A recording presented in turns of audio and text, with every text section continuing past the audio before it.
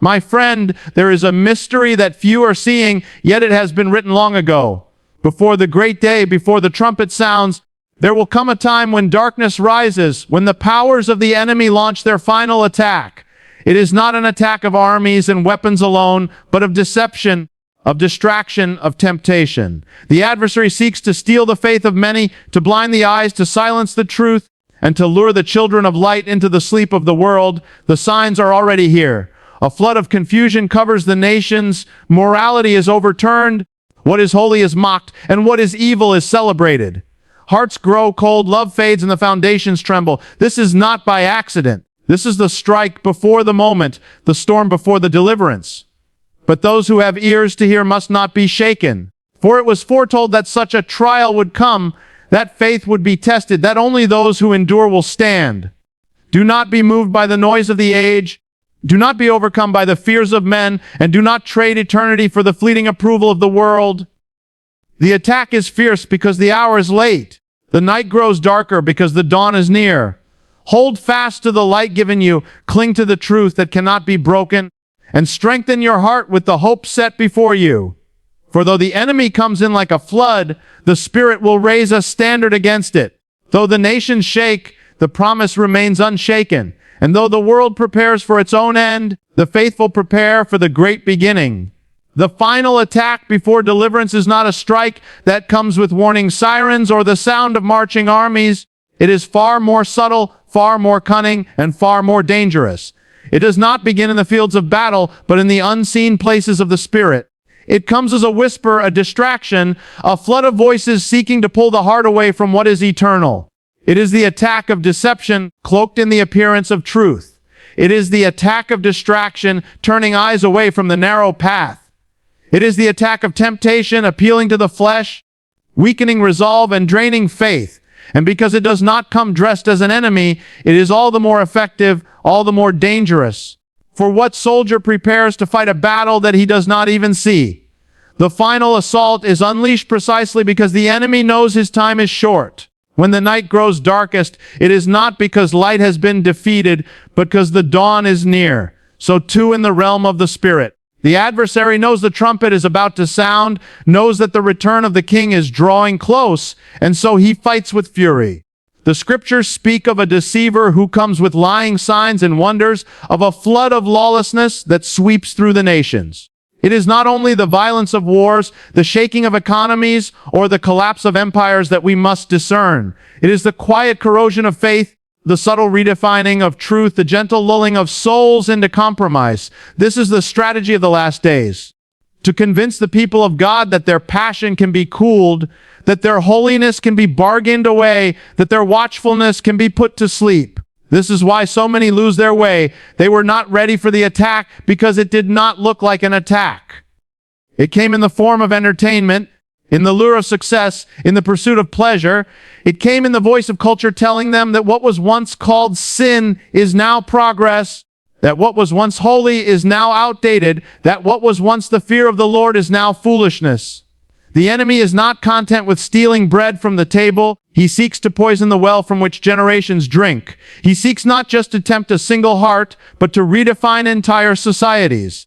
He seeks to rewrite what family is, what marriage is, what truth is, what life itself is. And because the people have forgotten the ancient paths, because they no longer remember the foundation, they go along with it, blind to the fact that they are walking into the very snare that was warned of long ago. The final attack before deliverance is marked by intensity. The temptations that once whispered now scream. The lies that once hid in shadows now stand boldly in the light of day. Evil is not ashamed to parade in the streets, to be celebrated on platforms, to be taught to children. Deception is not subtle anymore. It is broadcast into homes, into phones, into minds every single day. It is an onslaught that seems overwhelming, as if the flood has no end. But remember, the flood is strongest just before it recedes. The wave is highest before it breaks. So it is with the plans of the enemy. He is not rising in power because he is winning. He is rising in fury because he is losing. The hour is almost done. The sands of time are running out. The trumpet is ready to sound. That is why the attack is so fierce. That is why the adversary wages war against the saints with such wrath. Not because he holds the future, but because he knows his future is sealed. Yet the danger is real. To ignore it is to fall into it. The final assault does not need to destroy the world. It needs only to weaken the faithful. It does not need to erase the truth. It needs only to blur it. It does not need to silence the word. It needs only to replace it with 1,000 other voices until the word is drowned out in the noise. And so many are falling because they did not recognize the hour. They saw the shaking of nations, but did not see the shaking of their own hearts. They saw the collapse of kingdoms, but did not notice the collapse of their own prayer life. They saw the flood rising in the streets, but did not see it rising in their own minds. The final attack before deliverance is not about conquering nations. It is about conquering souls. If the enemy cannot destroy you, he will distract you. If he cannot silence you, he will seduce you. If he cannot chain you in fear, he will bind you in compromise. And so the warning was given to be watchful, to be awake, to guard your lamp with oil, to stand firm in the truth that does not change. Consider the picture of a watchman on the wall. The city is safe not because the enemy does not exist, but because the watchman does not sleep. The moment the watchman lays down his head, the gates are vulnerable, the people are unprotected. In the same way, the faithful are called to be watchmen in these days, to keep their eyes open, to discern the times, to see through the lies, to refuse the distractions, to resist the temptation, to grow weary. For the attack is designed to wear down the saints, to make them tired of fighting, tired of praying, tired of hoping. But the very fact that you are tired is proof that the battle is almost over. The enemy does not waste his energy on those who are far. He strikes hardest against those who are nearest to victory. The pressure you feel is not the mark of defeat, but the sign of destiny. The trial you endure is not proof of abandonment, but proof of imminence. The storm you face is not the end of the story. It is the shaking that comes before the breakthrough. So do not misinterpret the attack. Do not mistake the flood for the end. Do not confuse the shaking with the collapse. The walls may tremble, the earth may shake, the heavens may darken, but the foundation remains. The final attack before deliverance is real, but it is also limited. The adversary rages, but he is bound by the hand of the Almighty. He deceives, but he cannot destroy what has been sealed. He tempts, but he cannot touch the inheritance that is guarded in heaven. His attack may cause fear for a moment, but it cannot cancel the promise of eternity. His lies may echo for a season, but they cannot erase the truth written before time began. And so those who see clearly, those who do not close their eyes, those who stand upon the rock will endure. The attack comes not to frighten you, but to awaken you. Not to crush you, but to call you higher. Not to destroy your faith, but to refine it. The fire burns hotter not because you are forsaken, but because you are chosen. The darkness grows deeper, not because light has failed, but because light is about to break forth. The enemy launches his final strike because he knows he cannot stop what is coming. And those who endure, those who hold fast, those who stand firm in the midst of it, will see what generations long to see, will witness what prophets foretold, will enter into the deliverance that no attack, no flood, no storm, and no power of hell could ever prevent. The signs of the age are not hidden in secret chambers, nor are they locked away in scrolls that no eye can see. They are all around us, speaking with a voice louder than thunder, declaring with clarity what hour it is. The world itself testifies that the time is late, that something unprecedented is unfolding, that the storm clouds of prophecy gather on the horizon. Look at the nations and you will see confusion spreading like wildfire. Leaders rise only to fall. Kingdoms boast of power yet crumble overnight. Economies shake as if the ground beneath them cannot hold their weight. The order of the world is being overturned, and yet the people wander on as if nothing has changed.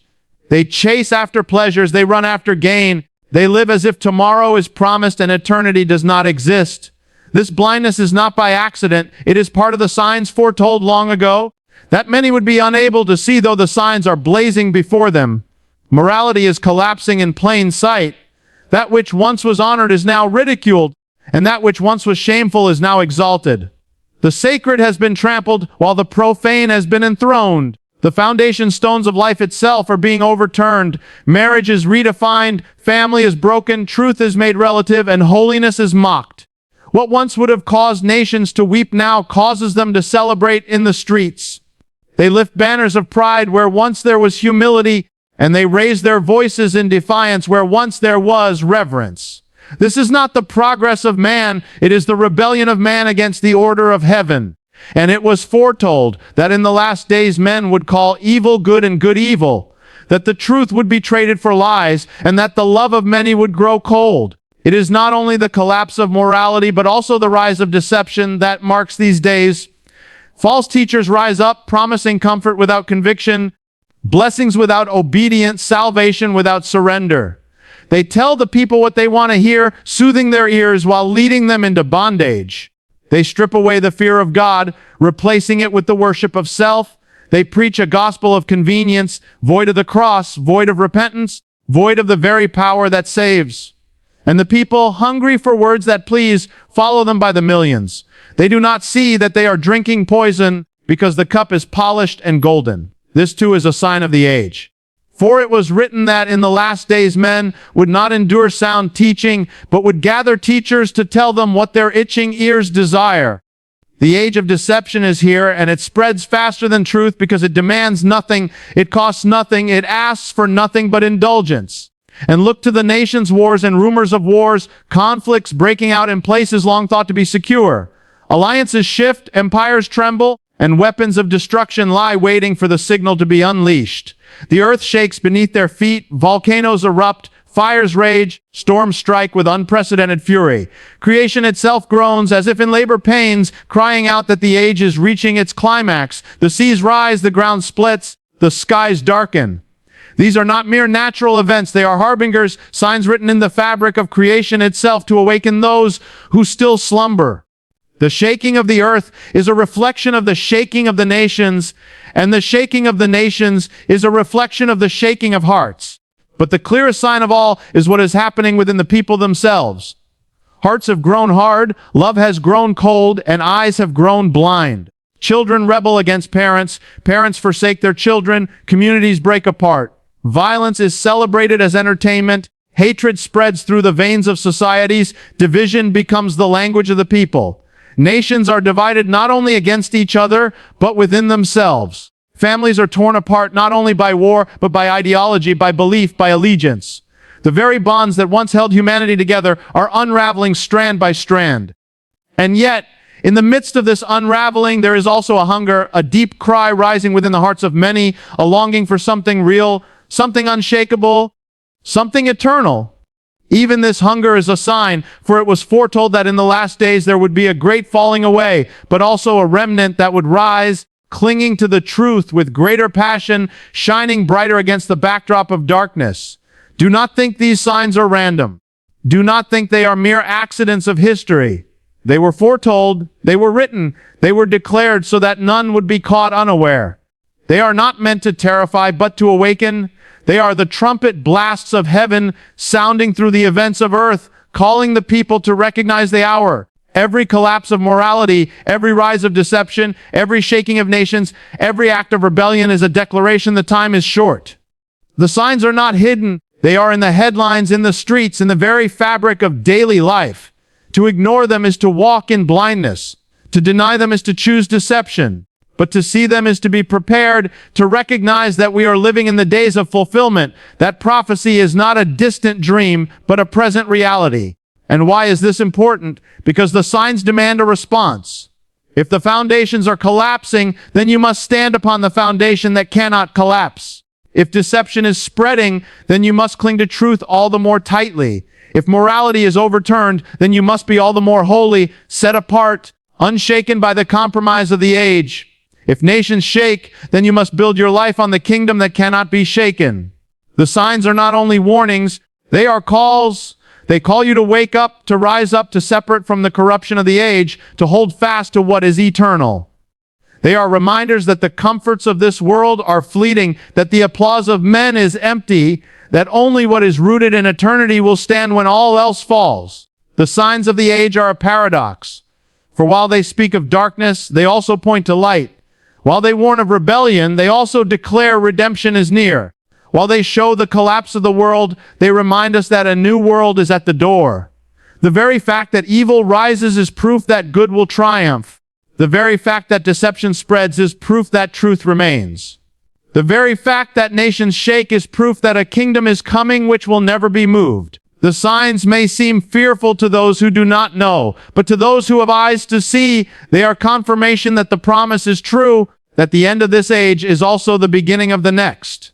So when you look at the confusion of nations, do not despair, see the sign. When you witness morality overturned, do not lose hope, see the sign. When you see deception filling the land, do not be shaken, see the sign. When you see creation itself groaning, do not be afraid, see the sign. For every sign is not only a warning of what is passing away, but also a reminder of what is about to come. The world is not unraveling without purpose. It is unraveling because the age is coming to its fulfillment. It is unraveling because the birth pangs have begun. It is unraveling because the time of deliverance is drawing near. And those who discern the signs, those who read them rightly, will not be caught unaware, but will stand ready with lamps burning, with hearts awake, with eyes lifted to the horizon where the dawn is breaking.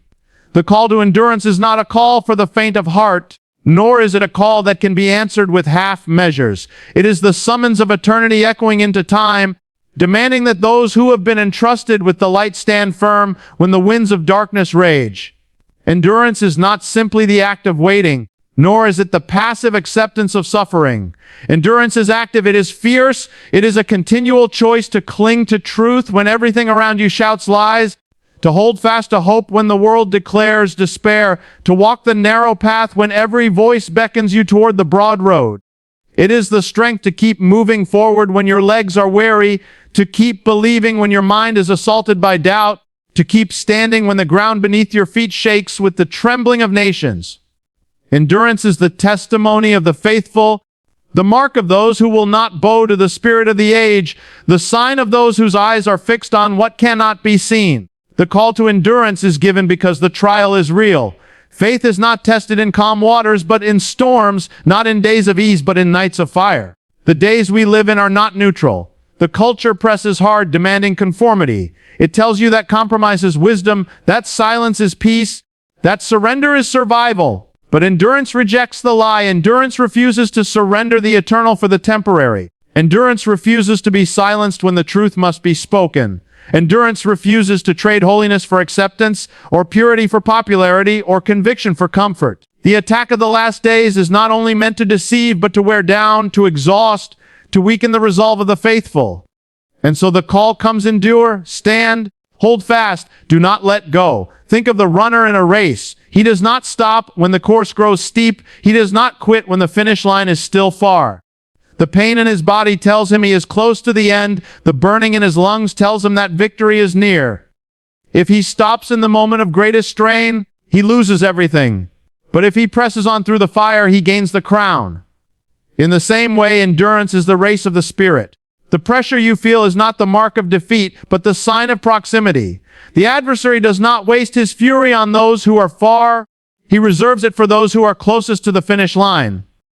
The greater the resistance, the nearer the breakthrough. The hotter the fire, the closer the refining. The darker the night, the nearer the dawn. And so you are called to endure, not because it is easy, but because the reward outweighs the cost. The crown outshines the pain. The glory eclipses the trial. The call to endurance is also the call to resist fear. Fear is one of the enemy's most powerful weapons in these days. It paralyzes, it silences, it blinds. It convinces the soul that survival is greater than obedience, that comfort is greater than truth, that safety is greater than faithfulness.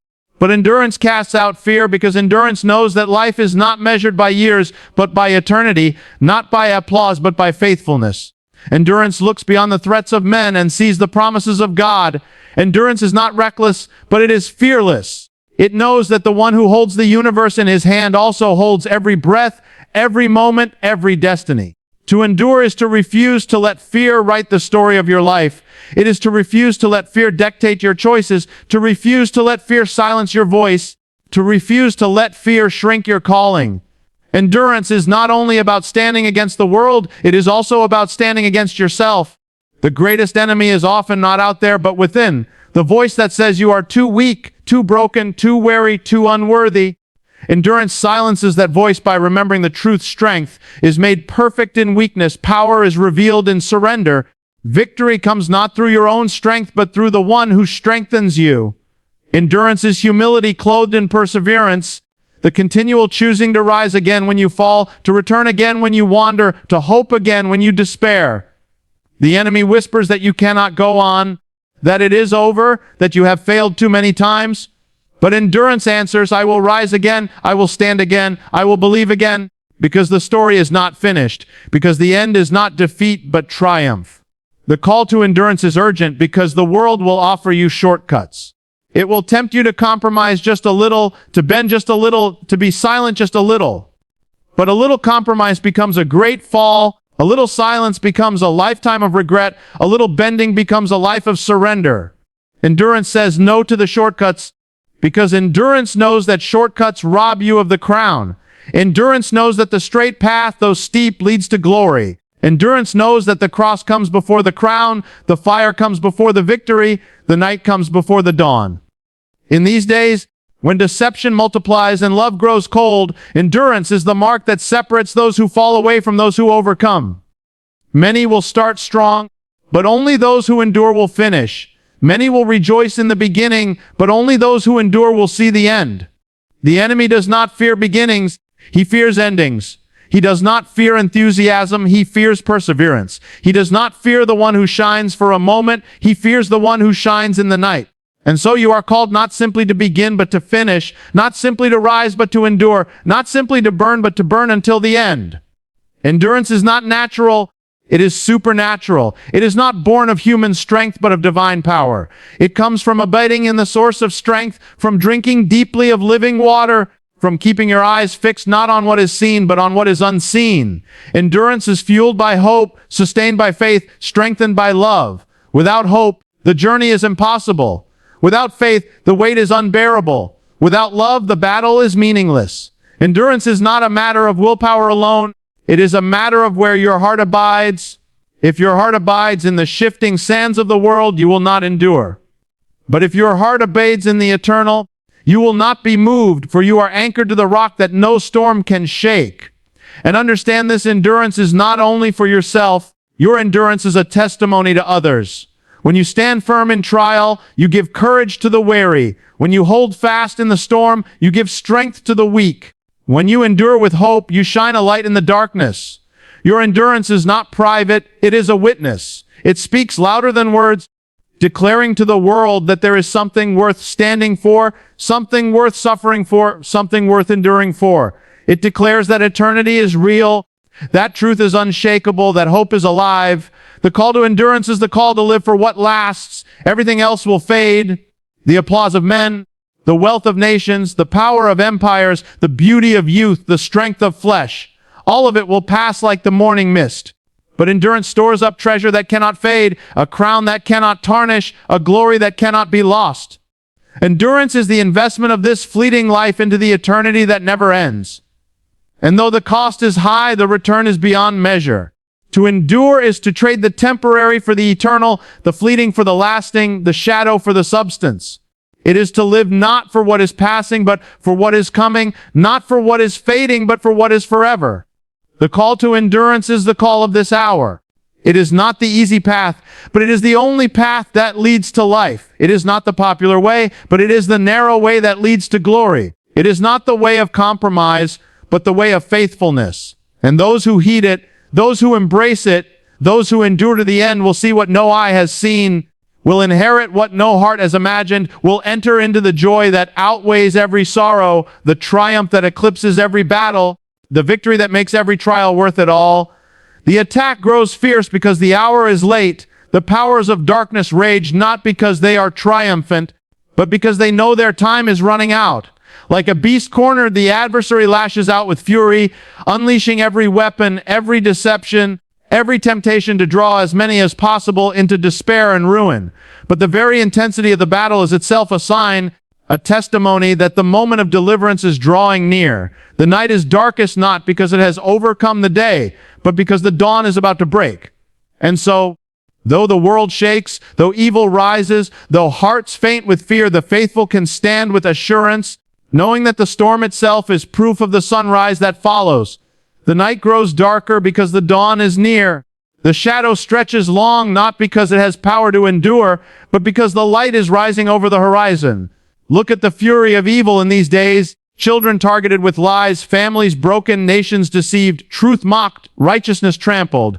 Why does the enemy rage so greatly? Because he knows his reign is short, his dominion is passing, his chains are loosening, his hold is breaking. He throws his greatest weapons now because soon he will have no weapons left. He is like Pharaoh chasing Israel into the sea, not realizing that his own destruction is at hand. His armies rush into the waters, blind to the fact that the sea itself will close upon them. So too, the adversary presses hardest now, but the very waters he stirs will soon become his undoing. Hold fast to the light given you. In times when darkness covers the earth, when confusion reigns, when voices call you to surrender, it is the light of truth that must guide your steps. A lamp shines brightest in the deepest night, and your faith is the lamp placed into your hands. Do not let it go out. Do not let the oil run dry.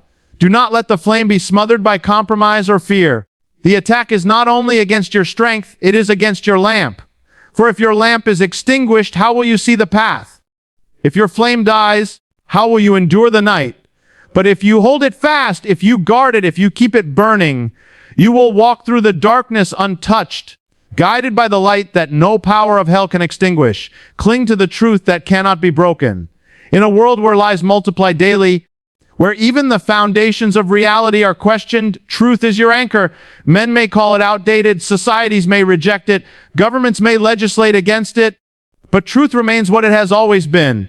It does not bend to opinion, it does not change with the times, it does not weaken under pressure. Truth stands when all else falls, and if you build your life upon it, you too will stand. The storm may howl, the waves may crash, the earth may shake, but the house built upon the rock will not fall.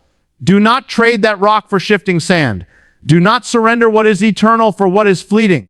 Do not let go of truth, for truth is not merely words. It is life, it is strength, it is the sword that overcomes the enemy. Strengthen your heart with the hope set before you. The battle is fierce, but the outcome is certain. Hope is not wishful thinking. It is the certainty of what is promised. It is the anchor that holds you firm when the storm rages. It is the assurance that beyond the night lies the morning, beyond the battle lies the victory, beyond the cross lies the crown. Hope reminds you that no tear is wasted, no prayer unheard, no act of faith unseen. Hope tells you that the weight of the present trial cannot compare with the glory to be revealed. Hope lifts your eyes from the battlefield to the horizon, from the struggle to the triumph, from the temporary to the eternal. With hope, you endure not as one defeated, but as one who knows the end of the story. Though the enemy comes in like a flood, the Spirit raises a standard against it. The flood is overwhelming, unstoppable in its force, but the Spirit is greater still. Where sin increases, grace increases all the more. Where lies abound, truth shines brighter. Where hatred spreads, love endures. The flood may rise high, but it cannot cross the boundary set by the hand of heaven. The Spirit of God is not shaken, is not threatened, is not overcome. He is the defender of the faithful, the shield in the storm, the strength in weakness, the comfort in sorrow, the fire in the lamp. And so, though the flood rages, you are not without protection. Though the waters roar, you are not without refuge. Though the enemy strikes, you are not without victory. The standard is raised, and no flood, no storm, no army of darkness can tear it down. Though the nations shake, the promise remains unshaken. Kingdoms rise and fall, governments collapse, empires crumble into dust. What is powerful today will be forgotten tomorrow. The towers men build with pride will one day lie in ruins. Yet the promises of God remain as steady as the stars. They do not waver, they do not falter, they do not fail. The shaking of the nations is not the end of the story, it is the fulfillment of it. For it was foretold that everything that can be shaken will be shaken, so that what cannot be shaken will remain. The kingdoms of men pass away, but the kingdom of heaven endures forever. And those who belong to that kingdom need not fear the shaking, for they are rooted in the unshakable. The shaking comes not to destroy them, but to reveal that their foundation is secure. Though the world prepares for its own end, the faithful prepare for the great beginning. To the world, the signs are a terror, a reminder of mortality, a threat to their illusions of control. But to the faithful, they are confirmation, assurance, hope. The end of the world is not the end of life, it is the end of death. It is not the loss of hope, it is the birth of everlasting hope. It is not the closing of a story, it is the opening of a greater one. The faithful look at the same storm the world fears, but their eyes see beyond it. They see the dawn breaking behind the clouds, the trumpet poised to sound, the king ready to return. While the world clings desperately to what is fading, the faithful lift their eyes to what is eternal. While the nations prepare for collapse, the faithful prepare for coronation. While the earth trembles in fear, the faithful rejoice in expectation. The attack is fierce, yes, but it cannot last. The darkness is deep, yes, but it cannot endure. The enemy rages, yes, but his fury is his undoing. For the hour is late, and the lateness of the hour means that the end is near. The deliverance is close. The promise is about to be fulfilled. And so, in the midst of shaking, in the midst of darkness, in the midst of the fiercest battle, stand firm, endure, and lift your eyes. For the fury of the enemy is the very sign that his time is done, and the nearness of the storm is the very proof that the dawn is about to break forth.